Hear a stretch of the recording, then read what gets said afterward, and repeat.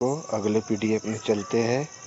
तो प्रश्न है, छिड़काव यंत्रों के रखरखाव हेतु किन किन बातों का ध्यान रखना चाहिए। तो छिड़काव यंत्रों के रखरखाव के लिए निम्न बातों का ध्यान रखना चाहिए। पहला, छिड़काव यंत्र का उपयोग करने के पश्चात उसे अच्छी तरह साफ करके रखना चाहिए, अन्यथा क्या होगा कि रसायनों के कारण वह खराब हो जाएगा। दूसरा, छिड़काव यंत्र को बच्चों की पहुंच से दूर रखना चाहिए, क्योंकि रसायन लगे हुए होते हैं और इससे विष बच्चों के स्वास्थ्य के लिए हानिकारक हो जाएगा। दूसरी चीज़, वह खराब कर देंगे, क्योंकि कोमल इसके जो पार्ट होते हैं वह कोमल होते हैं, खराब कर देंगे उन्हें। तीसरा, ऐसे स्थान पर नहीं रखना चाहिए जहां आसपास खाद्य सामग्री रखी हुई हो। फिर, यंत्रों की त्रुटि की जांच समय समय पर करते रहना चाहिए। पांचवा है, इन यंत्रों का प्रयोग करते समय हाथ मुंह सहित संपूर्ण शरीर कपड़ों से ढका रहना चाहिए। छठवां है, इन यंत्रों को अग्नि एवं विद्युत उपकरणों से भी दूर रखना चाहिए। सातवां, यंत्र के सभी गतिशील पुर्जों की जांच करते रहना चाहिए, क्योंकि वे ठीक प्रकार से कार्य कर रहे हैं या नहीं कर रहे। आठवां, गतिशील पुर्जों को ग्रीस ऑयल देकर चलाना चाहिए। प्रश्न है अगला, छिड़काव यंत्र का प्रयोग करते समय अपनाई जाने वाली 5 सावधानियां लिखिए। तो छिड़काव यंत्र का प्रयोग करते समय अपनाई जाने वाली 5 सावधानियां निम्नलिखित है।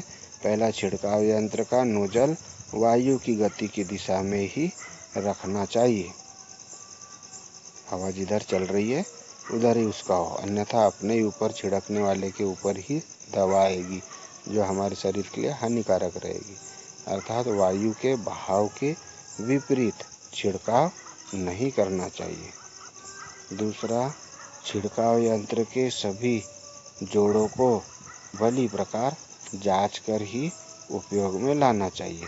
सभी जॉइंटों को अच्छे से कस लेना चाहिए, अन्यथा प्रेशर जो है वह लीकेज हो जाएगा, उससे फव्वारा अच्छी प्रकार नहीं बन पाएगा।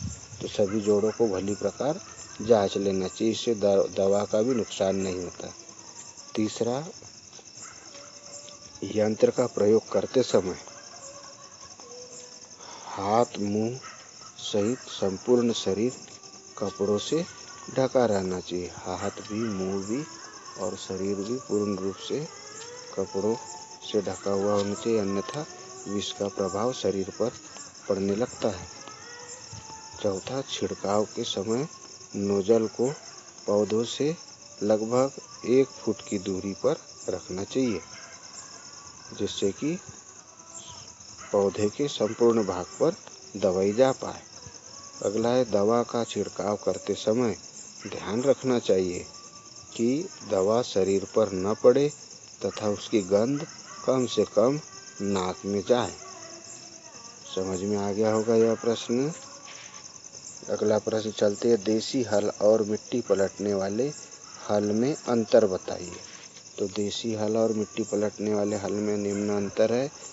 पहला, देसी हल और दूसरा मिट्टी पलटने वाला हल। तो देसी हल में चलेंगे हम, यह मिट्टी को चीरता है, पलटता नहीं है। और मिट्टी पलटने वाले हल में लिखेंगे, मिट्टी को यह पलट देता है।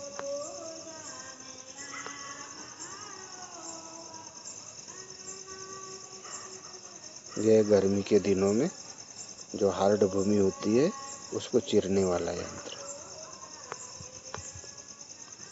दूसरा, इसमें वी के आकार का कुड़ बनता है। देसी हल में वी के आकार का कुड़ बनता है और मिट्टी पलटने वाले हल में एल के आकार का कुड़ बनता है। फिर इससे भूमि को जोतने पर 2 कूड़ों के बीच बिना जुती हुई भूमि रह जाती है, और मिट्टी पलटने वाले हल से इससे जुताई करने पर पूरी भूमि जोती जाती है। फिर चौथा, इस हल के द्वारा उथली जुताई होती है और मिट्टी पलटने वाले हल के द्वारा गहरी जुताई होती है। इस हल की कार्य क्षमता एवं मूल्य दोनों कम होते हैं देसी हल के, और मिट्टी पलटने वाले हल में इन हलों की कीमत तथा कार्य क्षमता दोनों ही अधिक होती है। समझ में आ गया होगा मिट्टी पलटने वाले हल और देसी हल में क्या अंतर होता है। अगला प्रश्न लेते हैं हम, हेरो तथा कल्टीवेटर में प्रमुख अंतर बताइए। तो हेरो और कल्टीवेटर में अंतर, तो पहला, इससे भारी जुताई की जा सकती है और कल्टीवेटर में यह हल्की जुताई के काम आता है। फिर इससे बुआई नहीं की जा सकती और इससे बुआई की जा सकती है। तीसरा है, इसका मुख्य कार्य बोई गई फसल में वर्षा या सिंचाई के बाद पपड़ी को तोड़ना है।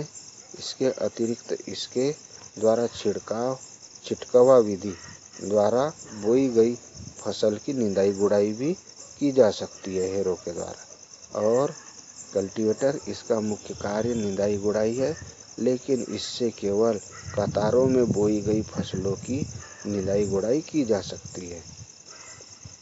चौथा, इसकी चौड़ाई को कम या अधिक नहीं किया जा सकता। हेरो की चौड़ाई को कम या अधिक नहीं किया जा सकता और कल्टीवेटर, इसकी चौड़ाई को आवश्यकता अनुसार घटाया बढ़ाया जा सकता है। पांचवा, इसे चलाने के लिए केवल एक व्यक्ति की आवश्यकता होती है हेरो को, और कल्टीवेटर, इसे चलाने के लिए 2 व्यक्तियों की आवश्यकता होती है। प्रश्न अगला चले, कल्टीवेटर क्या है, क्या होता है, इसके कार्य लिखिए।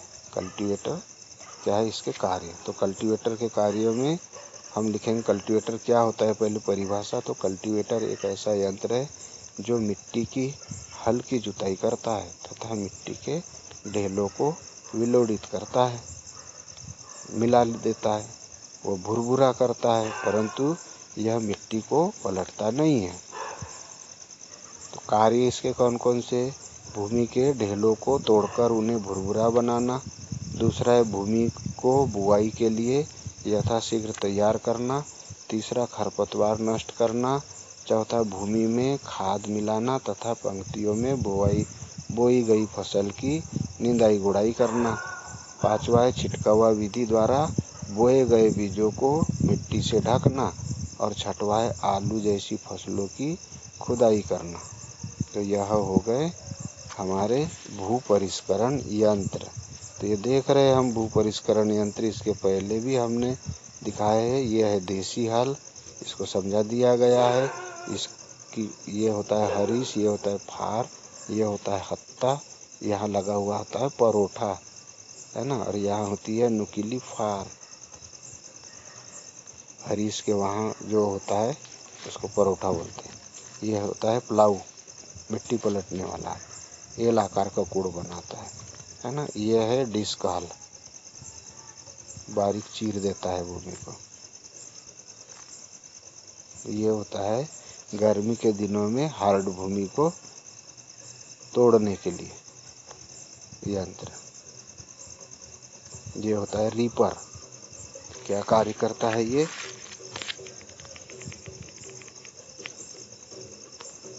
रीपर कटाई हेतु कटाई का काम करता है ना। फिर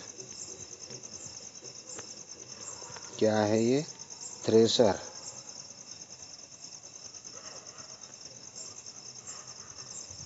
किस कार्य के काम आता है यह, फसलों की ओसाई करने के, गाही करने के। कंबाइंड हार्वेस्टर, कटाई एवं ओसाई।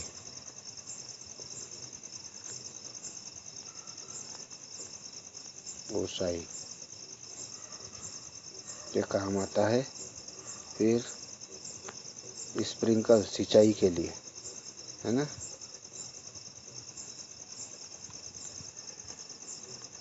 यह है कीटनाशक दवा छिड़कने वाला यंत्र।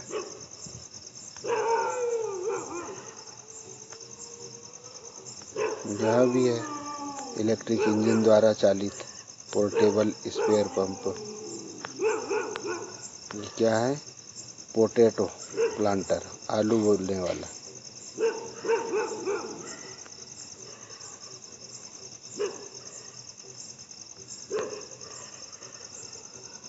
आलू बोने हेतु पोटैटो प्लांटर।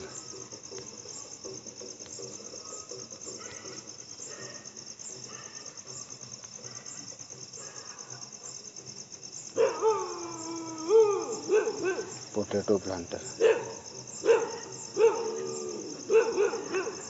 यह गन्ना बुआई वाला गन्ना प्लांटर।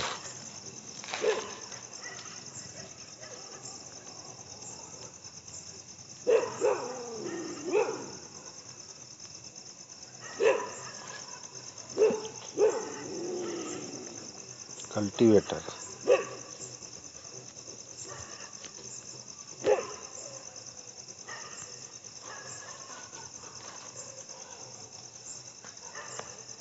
ये क्या है? डायनोमा।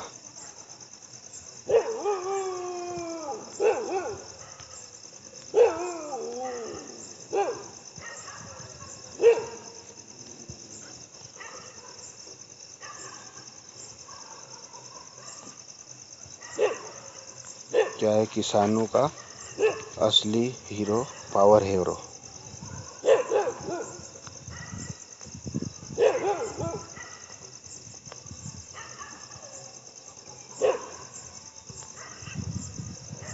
मल्चिंग मशीन मल्च कर देती। ये हीरो। ये क्या है? खरपतवारों को हटाने का यंत्र है ना। कल्टीवेटर से निदाई गुड़ाई की जा सकती है इस प्रकार से। यह भी यंत्र निदाई गुड़ाई करने वाला यंत्र है। गृह कार्य चलते अच्छी घास की विशेषताएं लिखिए। हरियाली के लिए स्थान का चयन करते समय ध्यान देने योग्य बातें लिखिए और हरियाली का महत्व समझाइए। धन्यवाद। कृषि भू परिष्करण यंत्र को आपने समझा होगा। प्रणाम।